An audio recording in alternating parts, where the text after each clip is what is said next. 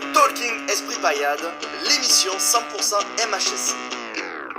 Bonsoir à toutes et à tous, le Talking Esprit Payade comme toutes les veilles de match.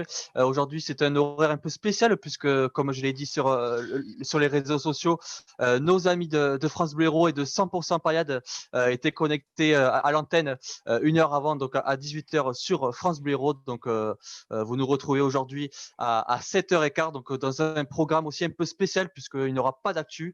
L'actu a été imputée cette semaine, puisque tout simplement elle est vide, la case actu est vide.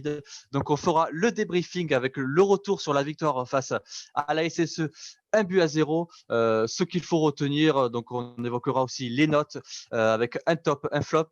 La recette est-elle trouvée à l'extérieur? C'est la question qu'on se posera avec Dorian.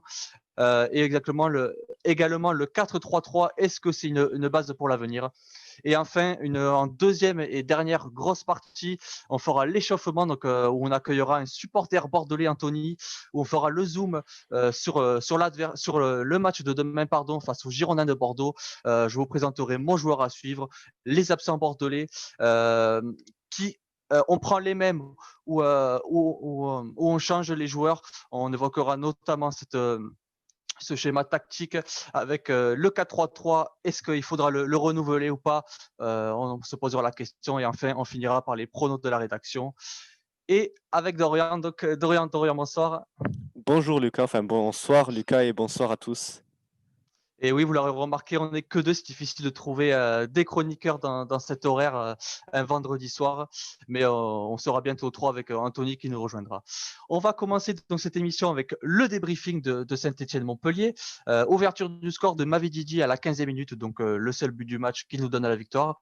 Une frappe enroulée à l'entrée de la surface.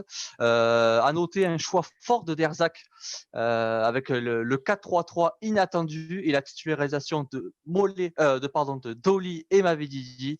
Un match maîtrisé où la mise aurait pu être doublée, notamment en première mi-temps. La défense payadine pas inquiétée du tout par les Stéphanois. Première victoire à l'extérieur depuis 10 mois. Montpellier 7e au classement. Que retenir de cette victoire, Dorian? Enfin, on a eu un changement de système. Enfin, on a eu une victoire à l'extérieur. Comme tu l'as dit, ça faisait 10 mois que ça n'était plus arrivé. Ça paraît interminable, même s'il y a eu une longue coupure due au confinement au milieu de tout ça. Mais moi, j'étais très heureux vraiment à la fin de ce match. Donc, d'une part, d'avoir vu Montpellier, on va en parler, qui a changé de système, qui a instauré un 4-3-3 et qui a été plus solide défensivement à 4 derrière qu'à 3 ou 5, comme vous voulez, comme on l'a été auparavant. Et une équipe qui a retrouvé des ambitions offensives, parce que c'est surtout ça qu'on a vu. Milieu à 3 qui a été solide. Voilà, c'est un coaching gagnant. Et on a beaucoup critiqué les derniers choix de Derzac, qui a peut-être un peu forcé avec son 3-5-2, son 5-3-2 lors des derniers matchs, et ça s'est vu dans les résultats. Mais là, maintenant que les choses ont été bien faites, il faut le souligner. Le match a été abouti. Alors, même s'il y a des choses qui ne sont pas parfaites, c'est que le premier match dans ce système. Ça, pareil, on y reviendra dessus. Dans la globalité, on a vu de très belles choses et on était tous satisfaits à la fin de ces 90 minutes. Moi, ce que je vais réagir du coup, puisque on n'est que deux forcément. Moi, ce que je retiendrai de cette victoire, c'est que j'ai vu un Der Zakarian qui peut-être a écouté ses supporters et ses joueurs, qui s'est dit il est peut-être temps de changer. Je vais arrêter de persister sur un 5-3-2 qui ne marche plus. Hilton est suspendu. Il va falloir innover et pourquoi pas tenter un 4-3-3 avec Mavididi en pointe aligné avec Delors et Laborde. Et on a vu un changement, donc c'est à souligner. Après, la performance n'a pas forcément été parfaite, mais il faut souligner déjà ce changement d'état d'esprit en gagnant à l'extérieur et en gagnant depuis, ça fait 4 matchs qu'on n'avait pas gagné, mais ça fait du bien en tout cas de voir un peu de changement dans l'état d'esprit et tout simplement de gagner à l'extérieur. Dorian, je vois que tu veux réagir. C'était surtout ça le facteur déterminant, la suspension d'Hilton. Parce qu'on savait qu'Hilton, lui, son système préférentiel est le 5-3-2, le 3-5-2. Voilà, quoi. J'ai arrêté de prononcer les deux, vous l'appellerez comme vous voulez. Maintenant qu'Hilton était suspendu, il fallait évidemment trouver une solution parce que ça fait un défenseur en moins dans l'effectif. Bon, il y avait toujours Nicolas Cosa qui pouvait le remplacer numériquement dans le même système, mais quitte à ce que Hilton ne soit pas là, autant essayer de trouver des nouvelles solutions. C'est ce qu'on avait dit dans le podcast de la semaine dernière. Hilton n'est pas là. On peut se permettre de tester un nouveau système voilà, sans que lui, Vito, du fait de sa faible vitesse, en pâtisse négativement. Donc, c'est surtout ça qui a été à souligner, c'est l'absence d'Hilton qui a conduit à ce changement de système. La deuxième chose que tu as souligné, c'est l'état d'esprit. Et c'est vrai que comparé aux autres matchs qu'on a vus à l'extérieur au cours de ces 10 derniers mois, alors tu as cité la dernière victoire qui était à Amiens, c'était donc en janvier dernier. Avant la victoire face à Amiens, on n'avait toujours pas gagné la saison dernière à l'extérieur. Donc ça fait que depuis le mois d'août 2019, c'est seulement la deuxième victoire à l'extérieur. Ça aussi, ça rappelait. Et, mais ce qui n'était pas pareil, voilà, c'est cet état d'esprit Amiens, c'était en janvier. Hein. C'était en janvier janvier. 2020. Janvier 2020, ouais, c'est ça. Oui. Et oui, et c'est l'état d'esprit que tu as souligné. On a vu vraiment une équipe fraîche, renouvelée. Et voilà, ça s'est senti sur le terrain. Il y avait beaucoup plus d'envie que sur les derniers matchs à l'extérieur qu'on a pu voir. Les notes Esprit Payade qu'on a publiées à l'issue du match, donc je cite Berto 6, Oyongo 5, Pedro Mendes 6, Congrès 6, Sambia 6,5, Ferry 5,5, Mollet 5, Dolly 6, Laborde 5,5, Delors 6,5 et le buteur du match Mavididi 7. Dorian, question simple, comme d'habitude, un top, un flop. Alors bon, le top Mavididi parce qu'on voit qu'il est en pleine confiance sur ses derniers matchs. Il marque à Monaco, il marque là face à Saint-Étienne. Derzac lui a fait confiance, première titularisation, si je ne dis pas de bêtises. Normalement, c'est ça. Oui. Donc voilà, il est en confiance. C'est lui qui ouvre le score. Il fait un bon match. On voit que quand il peut prendre la défense dans la profondeur, c'est dangereux. Là, il marque sur un second ballon d'une frappe placée au ras du poteau où Jesse Moulin n'a pu rien faire. Non, c'est un très bon match de sa part. Vraiment très satisfait de Mavididi. On le reverra très certainement en titulaire demain. Dans les flops, alors oui, ça se voit dans les notes. Mollet peut-être un peu en dessous, qui a perdu beaucoup de ballons et qui a manqué, enfin, il manque une petite occasion là en début de match. Il s'était bien battu aussi. Enfin voilà. Mais Peut-être un manque d'imagination. Mais... c'est ça, un manque d'imagination. Et alors lui, au contraire, qui n'est peut-être pas un des joueurs les plus en confiance comparé à Mavididi sur ce début de saison. Il a été placé sur le banc lors de la série de 3 matchs à domicile, quand Savanier fait vraiment 3 matchs pleins. Là, il revient suite justement à la suspension de TJ. Et on voit qu'il essaye de recréer un peu d'automatisme, de se remettre en confiance. C'est encore un peu compliqué, mais on sait que Mollet a les qualités pour rebondir rapidement. Toi, Lucas, pour donc toi, c'est peut-être flop? là. Oui, j'allais enchaîner, mais moi, franchement, je ne serais pas en mesure de donner un flop. J'ai pas envie de casser un joueur et tout simplement. Non, l'équipe était très Ouais, homogène. Hein. ouais, oui, ça a été régulier, on va dire, les joueurs ont été assez réguliers. Mais en tout cas, en top, je citerai Mavididi forcément parce que c'est lui qui t'offre les 3 points et la victoire. On va dire un petit éclair de génie avec cette frappe parce que c'est une très belle frappe. Il Mhm. faut la mettre, elle est quand même enroulée à l'entrée de la surface. Ouais, il y a Delors C'est qui même se bat pas. bien avant pour Ouais, récupérer le ballon, mais oui, oui, oui, c'est la frappe, le geste est magnifique. c'est sûr. Donc forcément, je peux mettre personne d'autre à part Mavididi en top, mais j'ai envie aussi de souligner Berthaud qui a quand même été rassurant Mm. dans les buts. C'est vrai, on n'en a pas parlé, mais oui, c'était sa première titre de la saison et il a été bon dans les cages, même derrière, solide. Hein, Congrès, Mendes, ça a bien marché en défense. Qu'est-ce que je voulais rajouter? Non, oui, voilà, le trio d'attaque, je pense qu'on a un vrai trio d'attaque qui se dégage, Delors, Laborde et Mavididi. Les 3 ont été bons, même Laborde, on n'en a pas parlé, mais qui se bat toujours dans son style de se battre sur tous les ballons. Quelques têtes bien placées en première mi-temps qui auraient pu faire bouche, mais voilà, bon, ça a été rassurant dans la globalité. Première victoire donc à l'extérieur depuis janvier dernier, pardon, et une victoire à Amiens 2-1. Donc, comme on l'a évoqué, donc depuis 10 mois, on n'avait pas gagné à l'extérieur. Dorian, est-ce que Der Zakarian a enfin trouvé la recette à l'extérieur?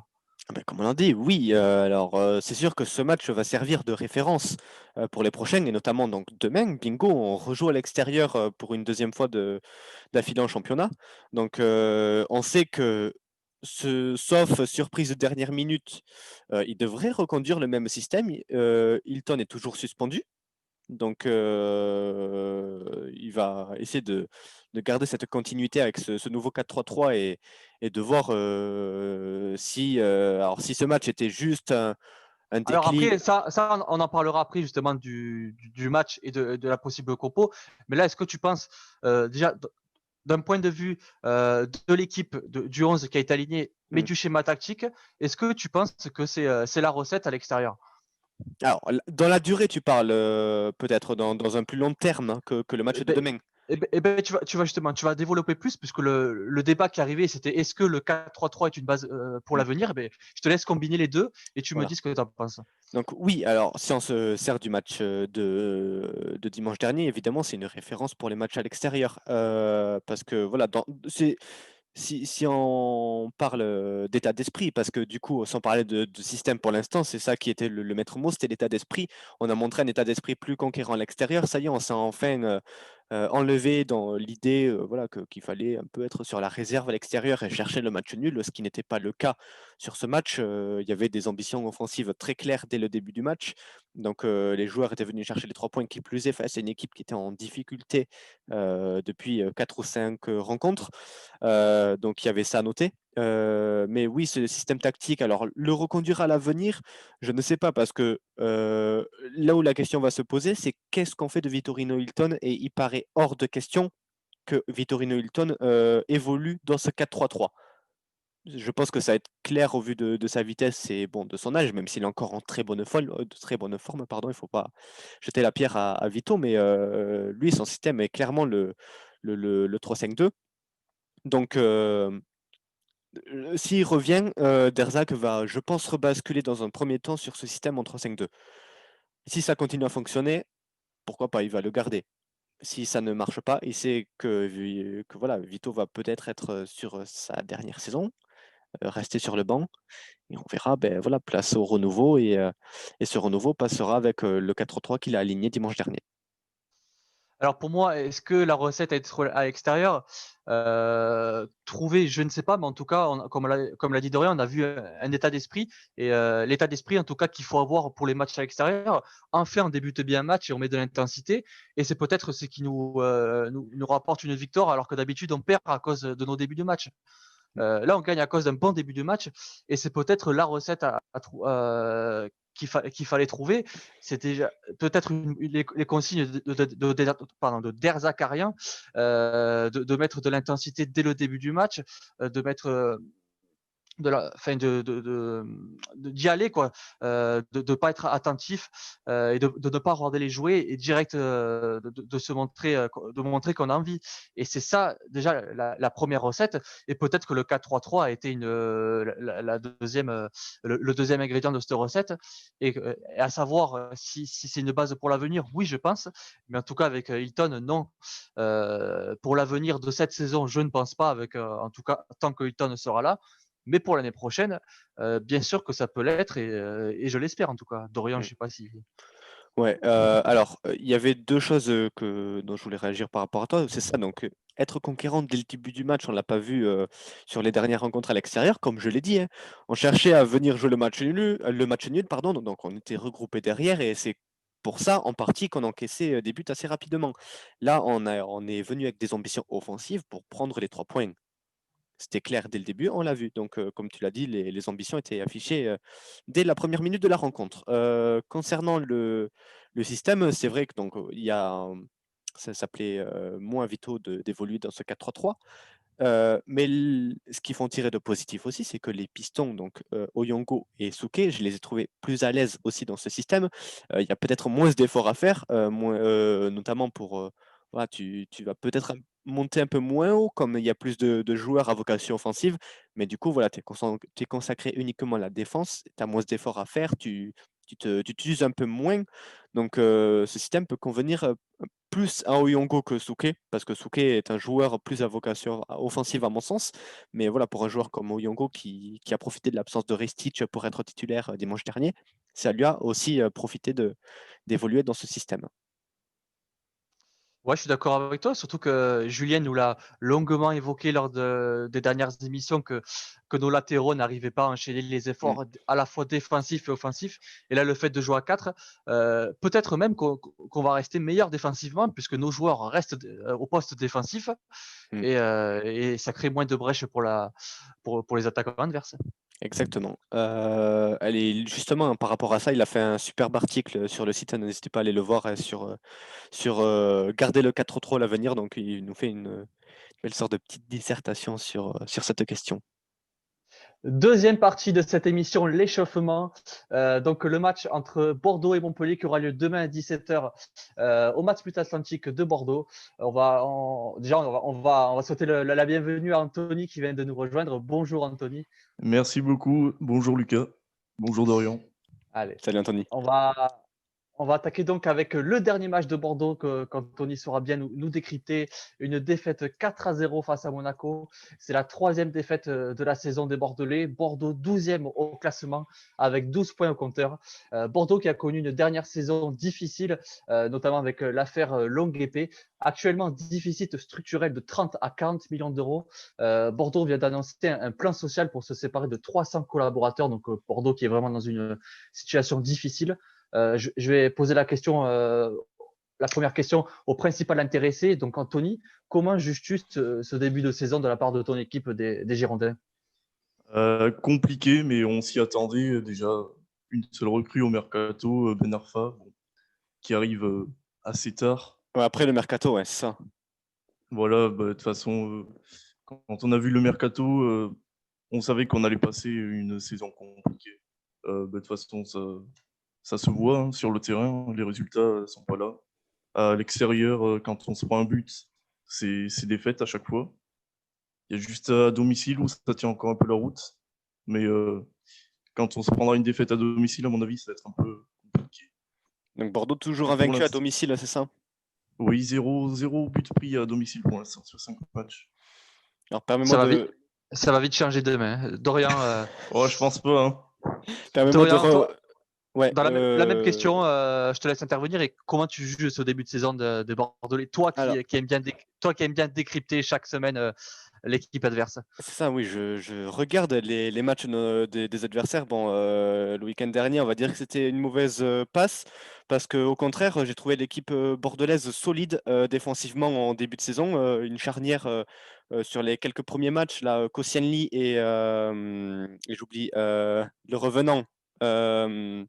Paul Bice. Bass. Vice. Paul Bass, voilà, qui a été. La charnière a été solide en début de saison. Les 3 premiers matchs au Matmut Atlantique, c'était soldé par 3-0-0, mais ça traduit aussi une solidité défensive voilà, avec ses 0 buts encaissés. Bordeaux a été très longtemps la meilleure défense du championnat, et même jusqu'au week-end dernier avant d'encaisser 4 buts à Monaco.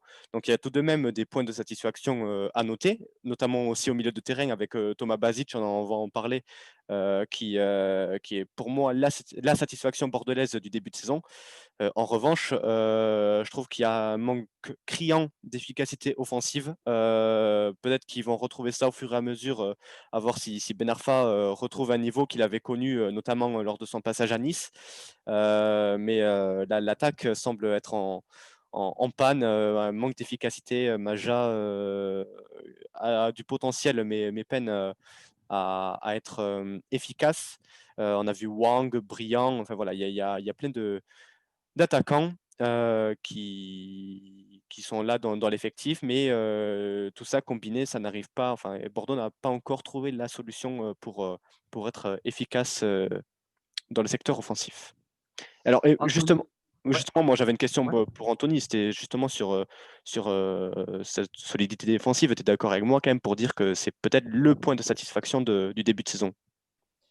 Mais c'est satisfaisant, mais à partir du moment où on se prend un but, tu vois que la pression, enfin, ils n'arrivent pas à tenir la pression. Quoi. Une fois qu'il y a un but qui est pris, ça y est, c'est porte ouverte jusqu'au but. Quoi.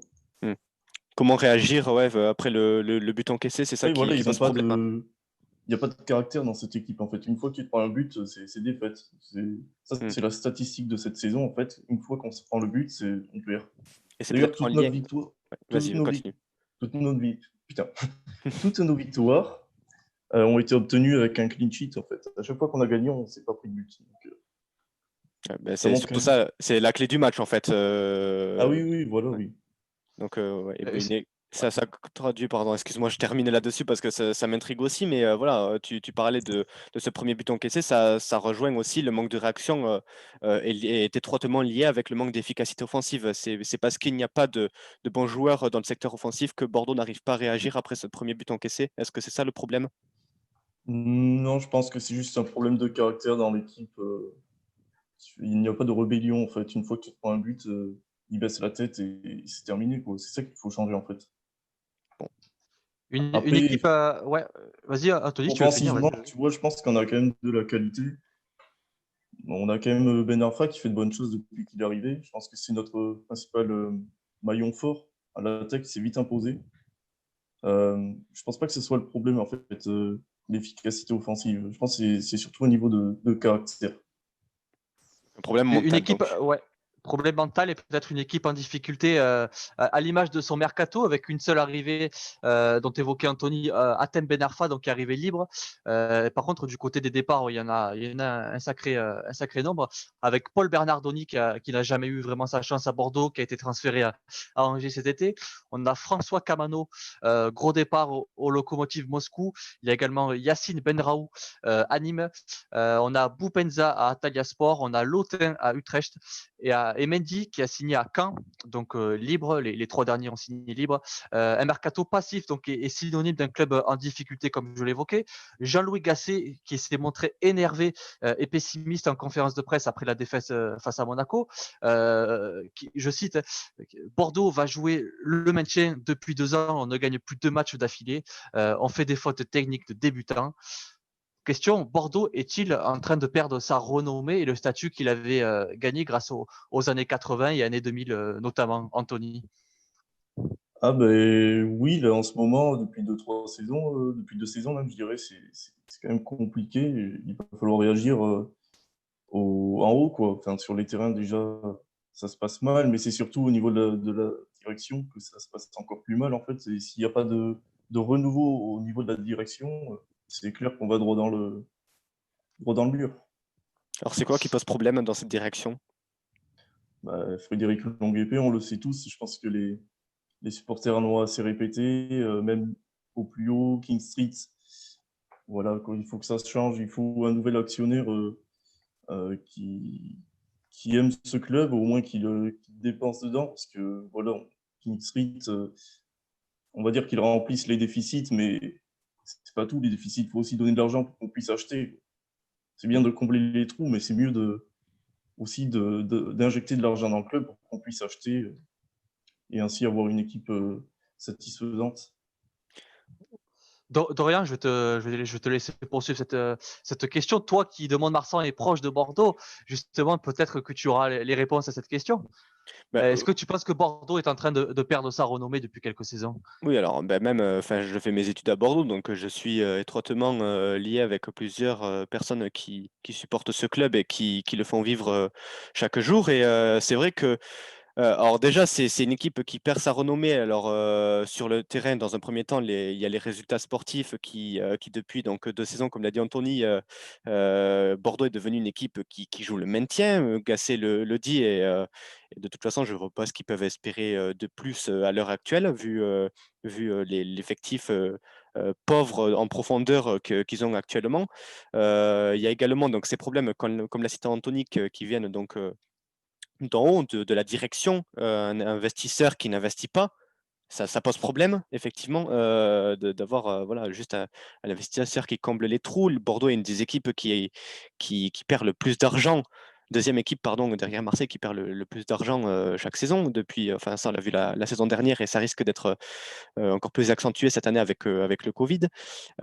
Et pour revenir au transfert, tu en as parlé, il y a beaucoup de départs, c'est parce que justement ça traduit ce manque d'implication des dirigeants qui n'investissent pas assez dans le club. Donc Bordeaux a plus tenté de dégraisser l'effectif que de se renforcer, alors qu'à mon sens, le contraire aurait été plus favorable à ce club. Donc une mauvaise gestion au final qui amène à des mauvais résultats sportifs. Et des mauvaises décisions aussi qui amènent au fait que le club est aussi en déficit et n'a plus les moyens pour faire des recrues dignes de ce nom. Peut-être Anthony pourra confirmer. Ah oui, bah déjà, Ben Arfa, tu vois, c'est un bon joueur, mais on l'a acheté libre, quoi. Tu sais, on essaie de faire des coups comme ça, de voir s'il y a des opportunités libres, mais sinon, je pense pas qu'on verra un transfert de 10 millions d'ici demain. Je pense pas. Il va falloir Ah, attendre quelques années, je pense, parce que il y a vraiment plus d'argent. Là, je pense qu'il compte sur les départs de Thomas Basic, peut-être cet hiver ou l'été prochain, Mm. pour, Il est annoncé pour en combler départ ça, cet pour le été. coup. Mm.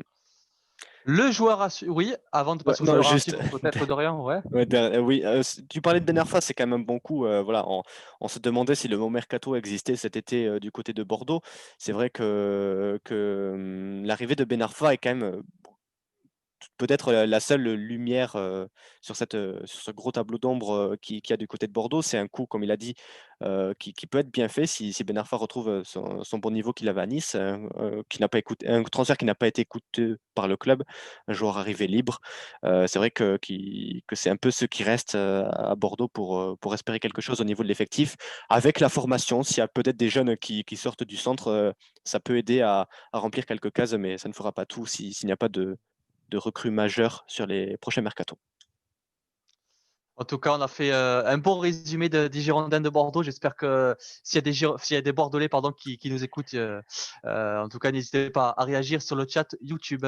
Le joueur à suivre, donc justement, je vais vous présenter Thomas Basic, dont a évoqué Dorian, qui est l'un des hommes en forme de ce début de saison bordelais. Donc Thomas Basic, 23 ans, 1m89, c'est un milieu de terrain plutôt offensif, croate et international croate espoir. Son profil, il est physique, il a une grosse frappe de balle. Il a droit sur le coup de pied arrêté, il est bon dans le gelon, il sait également apporter offensivement, il a un gros mental. Son parcours professionnel en club tout d'abord, il est passé à l'Hajduk Split en Croatie en 2014-2018. En 2014 jusqu'en 2015, il a également été prêté au NK Rudz et enfin en France et donc en Europe aux Girondins de Bordeaux en 2018, une signature donc aux Girondins de Bordeaux. Actuellement 53 matchs et 7 buts. Cette saison, il en a 2 buts en 9 matchs. Côté sélection, il a fait les moins de 19 ans, les espoirs en Croatie. Et là, il vient récemment d'être appelé par le sélectionneur croate pour jouer les matchs avec l'équipe de Croatie A. On va pas parler de son dernier match face à Monaco. Je pense que c'est pas nécessaire parce que c'est une déroute autant pour lui que pour son équipe. Vous l'aurez bien compris. Anthony, un mot pour ce joueur? Oui, il a du potentiel, mais il faut qu'il soit régulier, ce qu'il arrive à l'être. Mais voilà, Monaco, comme tu l'as dit, c'est une déroute. Toute l'équipe a été mauvaise, donc je pense qu'il ne faut pas se souvenir de ce match, en fait. Mais c'est vrai qu'il a du potentiel quand même. On sent qu'il progresse et qu'il peut bien aider notre équipe qui est en difficulté en ce moment avec Ben Arfa. Je pense que c'est les deux joueurs qu'il faut suivre côté bordelais. Mais c'était un joueur qui avait eu extrêmement de mal ces 2 premières saisons. Il n'a pas su exploiter ses qualités. Est-ce que tu as l'impression qu'il y a un nouveau Thomas Basic cette saison sous les ordres de Gasset? Ah oui, oui, totalement. Il a complètement changé de visage, en fait. Vraiment, c'est un nouveau Thomas Basic. J'étais moi-même impressionné par son niveau cette saison. Il a réussi à performer et franchement, j'espère qu'il va réussir et qu'il va progresser encore plus. Parce que, voilà, c'est un potentiel. Dorian, un mot pour ce joueur? Alors, ouais, moi, ce que je disais sur le mercato, c'est qu'il était annoncé un premier temps en partance Partant sur la pour fin. Naples même. Alors, je n'ai plus les destinations exactes, mais en tout cas, les rumeurs circulaient comme quoi il pouvait quitter le club. Ça aurait été évidemment un énorme coup dur pour Bordeaux, tant il a été performant sur les premiers matchs de la saison. Bon, voilà, on n'a pas parlé de son match à Monaco, c'est une déroute collective, comme vous l'avez dit. Mais sinon, voilà, ça reste une valeur sûre. Pour moi, c'est le meilleur joueur de cet effectif bordelais. Le duo avec Ben Arfa peut pourquoi pas être très performant sur un plan offensif et ce qui manque encore justement à Bordeaux. Moi, je me souviens de cette victoire. Alors, c'est à Angers, il me semble, le deuxième match de la saison où Basic a été très impliqué sur les 2 buts bordelais. Je crois c'est lui qui met un doublé ou il doit mettre un but et une passe décisive. Enfin bref, voilà, il a été assez impliqué sur ce match-là et ça traduit sa bonne forme en ce début de saison. Mais en tout cas, en espérant qu'il nous fasse pas trop de malheur demain face à Montpellier. Et comme d'habitude, vous pourrez retrouver la rubrique à 11h sur le site Esprit Paillade. Premier débat match de cette grosse partie. On va mettre un peu en retrait Anthony parce que ça va concerner vraiment nous, supporters montpelliérains. Montpellier, donc, qui a battu la semaine dernière Saint-Etienne avec un 4-3-3 inédit. Hilton, toujours absent. Omelin également, toujours blessé. Savanier et Souquet qui reviennent. Dorian, question simple. On prend les mêmes et on recommence. Alors oui, de toute façon, on n'aura peut-être pas énormément le choix là-dessus. Omlin est toujours blessé, donc ça sera Berthaud qui sera réaligné dans les cages Montpellier-Rennes. On devrait revoir peut-être le retour de Ristic. On n'a pas de nouvelles à ce niveau-là, mais enfin si, il me semble que si Ristic est de Si, retour. il est de C'est retour dans ça, le ouais. groupe. C'est ça, il est de retour dans le groupe et donc on devrait le voir peut-être titulaire demain sur le couloir gauche. Savanier revient de suspension. Donc, à voir s'il sera directement réintégré dans le 11, si oui, à la place de qui? Car Il n'y a pas de question. On sait très bien qu'il reviendra de toute façon. voilà, bon, à voir, donc peut-être qu'il prendra la place de Toli, qui était titulaire à Saint-Étienne, à la surprise générale d'ailleurs. On devrait garder le même trio d'attaque. Là, oui, là, je suis d'accord avec toi. Mavidi, Delors et Laborde, ça a très bien marché. Donc là, sur ce secteur-là, on va prendre les mêmes et on recommence. Et puis voilà, donc le secteur défensif, on en a parlé. Hilton est toujours absent, donc on reconduira ce 4-3-3 demain au stade Matmut Atlantique pour ce Justement, match. c'est la question qui venait. Est-ce qu'on prend les mêmes et on recommence, mais avec un 4-3-3? Donc, c'est la question. Tu penses que Derzakarian va de nouveau aligner un 4-3-3? Ah oui, enfin, je pense qu'il n'y a pas de surprise là-dessus. Il y avait le doute qui planait pour le match de la semaine dernière à Saint-Etienne, car c'était la première fois qu'il alignait ce système, donc on ne savait pas s'il allait réellement le mettre en place. Après 3 ans, il faut bien le rappeler, c'est 3 ans de 3-5-2, 3 ans qu'on a utilisé le même système quasiment à chaque match de Ligue 1, donc le doute planait là-dessus. Maintenant qu'il a changé et que ça a fonctionné, que Hilton n'est pas là, enfin que les joueurs ont l'air de se sentir à l'aise dans ce système, évidemment, je pense qu'il n'y a aucun doute là-dessus que ce système du 4-3 sera reconduit demain pour ce match. En tout cas, pour la petite info, Michel Derzakarian a annoncé que, étonnamment d'ailleurs, qu'il ferait une défense à 4. Étonnamment, parce que c'est pas coutumier du fait d'annoncer sa compo et son schéma tactique en avant-match. Mais en tout cas, est-ce que ce Reste les double joueurs à programme, voir. comment? Le doute planera sur les joueurs qui seront dans le 11, pas Oui, sur le oui, oui. système. En tout cas, c'est sûr qu'apparemment, à moins que ce soit du bluff, il y aura un 4-3-3 d'aligné. Dernière question match, dernier débat match. Est-ce que enfoncer Bordeaux pour confirmer Saint-Etienne, Dorian? Ça va pas faire plaisir à Anthony, mais Ouais, on va peut-être il va réagir là-dessus, Anthony, mais il faut rester de toute façon dans la même lignée de ce qu'on a montré la semaine dernière. Donc du coup, c'est revenir avec les mêmes ambitions offensives dès le début du match, comme on a vu une semaine auparavant au Chaudron.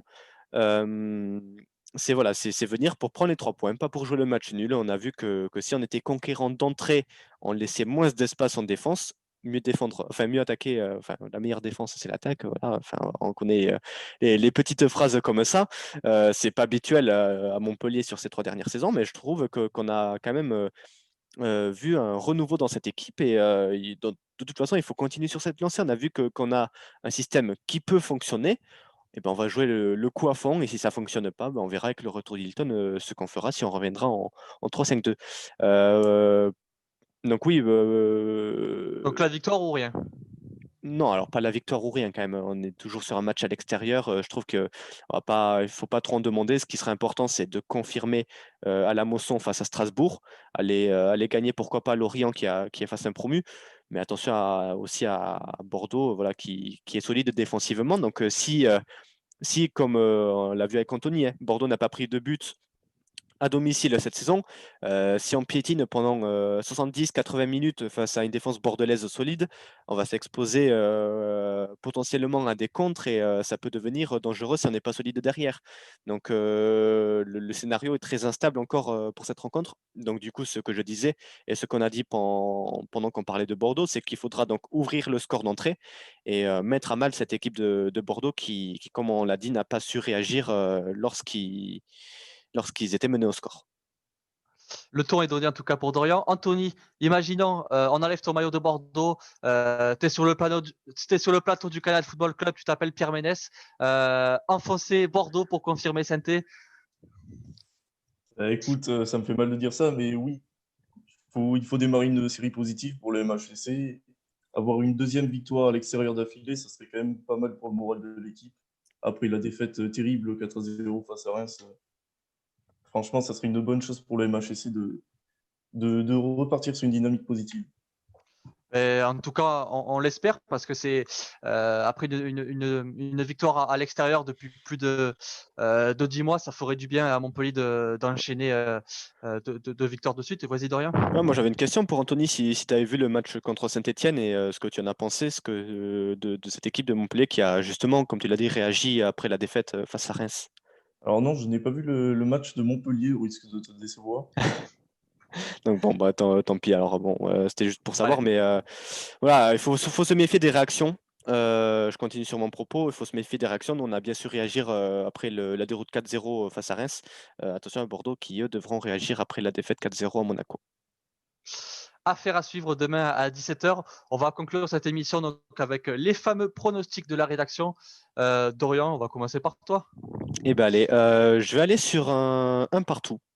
Bordeaux qui ouvre le score avec Maja, buteur. Et donc nous qui allons égaliser pour continuer avec l'homme en forme du moment, je vais dire Mavididi buteur. Anthony, pronostic. Alors, est-ce qu'il va être objectif? Ouais, on va dire ça, mais je pense qu'il y aura un 1-1 avec premier but de Bordeaux, Hatem Ben Arfa sur penalty. Je pense qu'il va provoquer un penalty dans la surface. Après, ensuite, pour le buteur adverse, je sais pas, franchement, mais je pense qu'il y aura quand même un but côté Montpellierin parce que. Un but de Laborde à Bordeaux, ça serait pas mal, non? Comment? Un but de Laborde à Bordeaux sur son ancienne Ouais, non, pelouse, franchement, ça ira. on prend tous les Ça jours. passera. Et enfin, l'as des pronostics. Ah, ça puisque y est, c'est le... Eh attendez, oui, ça quand est même, là. quand même. Allez, C'est mon troisième. J'avais trouvé le score de Saint-Étienne, c'est mon troisième bon c'est vrai. pronostic. Attendez. Il Et avait c'est eu pas le bon fini. score contre Saint-Etienne. Attends, tu avais trouvé celui contre Reims aussi ou pas? Ah non, j'avais pas trouvé. J'avoue que là. Merci pour Allez. la pique gratuite, Anthony. Donc, Allez, bon pronostic, allez, je vais dire encore une fois avec beaucoup d'optimisme. 2-0, je verrai bien justement Laborde, le Bordelais, enfin de Mont-de-Marsan, mais du coin de Bordeaux, je le verrai bien marquer un but et Mavididi aussi pour continuer dans sa belle série. voilà, ben, vous n'avez plus qu'à aller sur BetClick et miser sur le score exact de Lucas. Voilà. Par contre, vous m'enverrez un petit pourcentage. Je vous enverrai ce qu'il faut. Allez, on va clôturer cette émission. Merci à ceux qui nous ont écoutés et qui ont réagi. Merci aussi à Anthony d'être venu nous parler de son équipe de Bordeaux. Merci à vous. Merci également à toi Dorian. On va se retrouver la semaine prochaine, je pense, pour débriefer le match de Bordeaux, parce que le prochain match sera contre Strasbourg le 22 novembre. On va essayer après la trêve internationale, donc on va essayer de se caler probablement samedi prochain pour débriefer ce match et également l'actualité. Allez, bon match à tous demain et allez la paillade. Merci, bon match. Le Talking Esprit Paillade, l'émission 100% MHSC.